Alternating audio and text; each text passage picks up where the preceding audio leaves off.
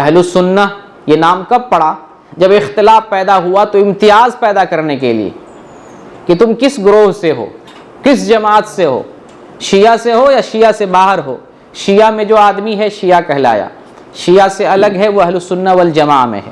پھر اس کے بعد 300 سال تک، 3 صدیاں کوئی اختلاف نہیں، 3 صدیوں تک اہل السنہ والجماعہ اور ادھر شیعہ، 2 پارٹی، مسلمانوں میں 2 طرح کا اختلاف، یعنی تقلید کے اعتبار سے کوئی افتراق، کوئی انتشار نہیں تھا۔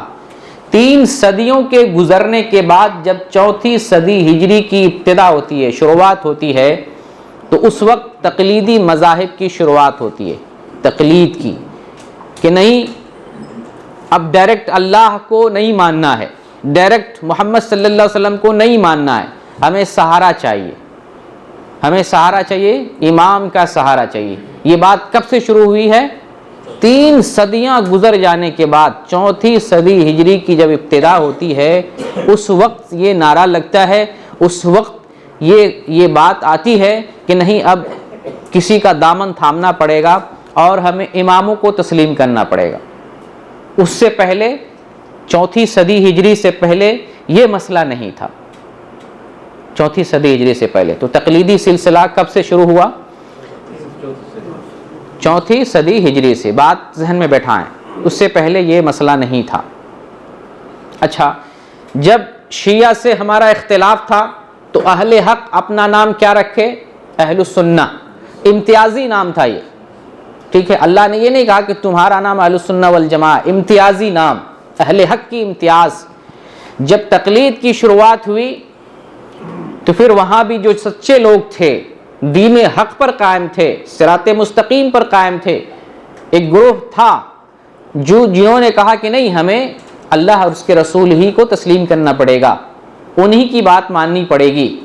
تو اب تقلید سے جو اہل حق ہیں وہ امتیاز پیدا کرنے کے لیے ایک لقب آپ خود ایجاد ہوا، جس کو کہتے ہیں اہل الحدیث، قرآن و حدیث والے۔ تقلید نہیں، تقلید میں قرآن و حدیث کی براہ راست پیروی نہیں ہے، تقلید کہتے ہیں بغیر دلیل کے کسی کے پیچھے چلنا، یہ تقلید ہے۔ اور اہل الحدیث کا عقیدہ، منہج، مسلک یہ ہے کہ قرآن و حدیث کی پیروی کریں گے، اس کے باہر دین نہیں ہے، دین قرآن و حدیث کے اندر ہے۔ تو اب یہاں جو اہل الحدیث کا جو لقب ہے، یہ کوئی نیا فرقہ وجود میں نہیں آ رہا، یہ پہلے سے موجود ہے۔